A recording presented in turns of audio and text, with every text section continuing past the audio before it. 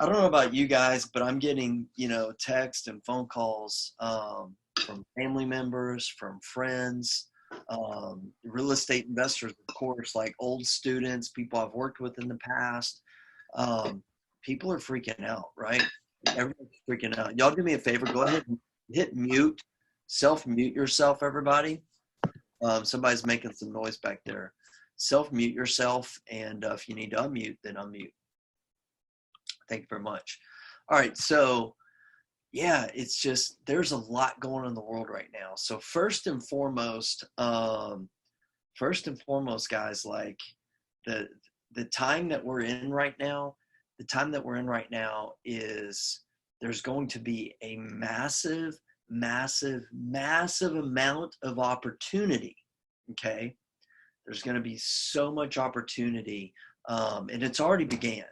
And in case you don't realize it, and or some people just don't want to admit it, is we're in a recession. Possibly even this could be even worse than the Great Depression. I mean, they're talking about 50 to 60 million people could be unemployed very, very, very soon. Very, very, very soon. In a rapidly short period of time, we're going from one of the lowest rates of unemployment to one of the highest rates of unemployment. Quick, very quickly. And at the same time, oil and gas, oil is like $20 a barrel. That really impacts us, especially here in Houston. But we've got low interest rates and we've got favorable supply and demand. We got some favorable metrics working for us on the housing side, on the supply side. So there's a lot going on. And despite all the opportunity, and I'm telling you right now, like, mark my words, time stamp it, put it on your calendar to review it in a year from now or 2 years from now. There's going to be so much money that's going to be made by the select few, by the action takers, and for those that can navigate through this time wisely with wisdom, right? There's going to be a transfer of wealth, like we've seen very few times in the past. But that being said, at the same exact time, it is stressful and it is scary, and it's very incredibly, incredibly sad when you start thinking about how many people are going to lose their jobs, how many people are going to go out of business. Suicide rates go up, crime rates go up, alcoholism, drug addiction, all this stuff goes up, domestic abuse, because of all the stress.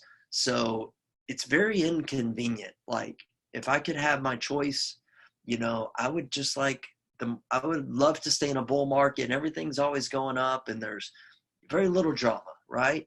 Maybe less opportunity, but I'll take that because I like sunshine and rainbows and peace and happiness. But that's not the cards that we're dealt with right now. Okay, it's not the cards that we're dealt with right now. So what are some of my I'll say real estate ramblings of things that you can do and stop doing during a crash or a recession? So some notes that I have is, number one, stop watching the news. Oh my God, please. Like, my wife and I watched it for a little bit last night, and we do watch it a little bit, and I get it. Like, you got to see a little bit, but you don't have to sit there for hours. Oh my God. So I rarely watch TV anyways, but I do like to do a quick check-in. Okay. I do like to do a little quick check-in. So last night's probably like 8:30, something like that. Sit down on the couch with my wife for a little bit. It was 10 or 15 minutes. I'm like, I got to turn this off. Right. So that you're not, if you're sitting on the couch just watching the news, you need to like slap yourself in the face, remind yourself Brant's right. I'm wasting time. You may be worse than wasting time. You may be taking steps back. because you're not having productive, useful, thoughts about how to grow your business, how to change the world, how to improve things. Like you're like, oh my God, worry, doubt, fear, worry, doubt, fear, worry, doubt, fear, all this kind of stuff. So I would highly recommend stop watching the news.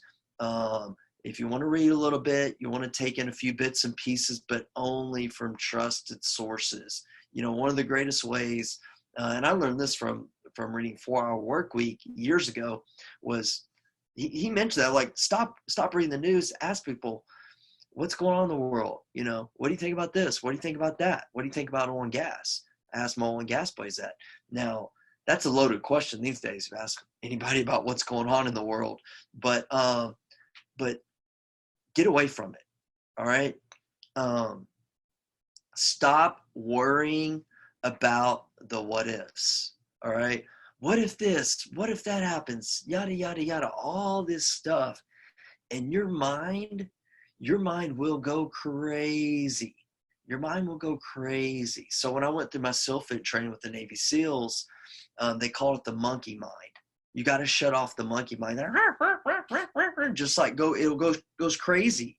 All these little thoughts all over the place. I learned that from Mark Divine.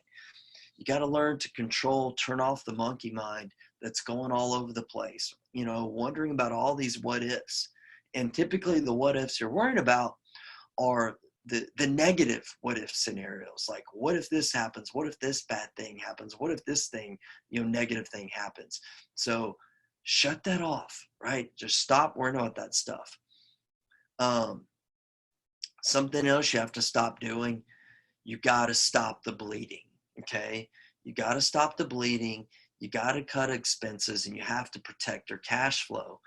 So I'm talking about personal and I'm talking about business right now. So you're going to have to triage your cash, so to speak, triage your position and create your safety net. In a time like this, you got to cut the fat, and you need to do it quick.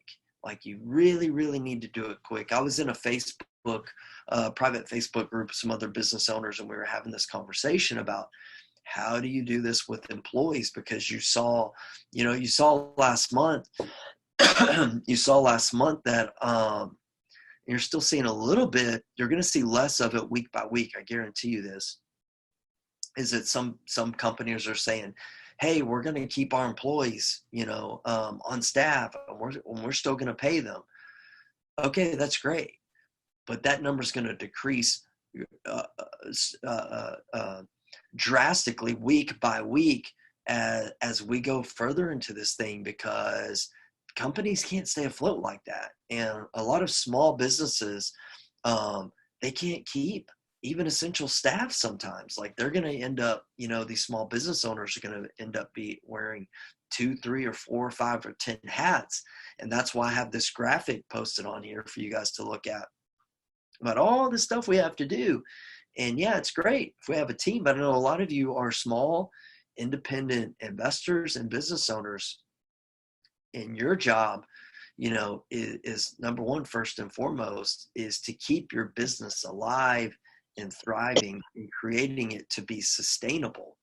And I've made the mistake of holding on to some employees in the past that I should have let go. And now that was, most of the time it's been for like performance reasons or other reasons, but there were times where I'm like, I no longer need this employee.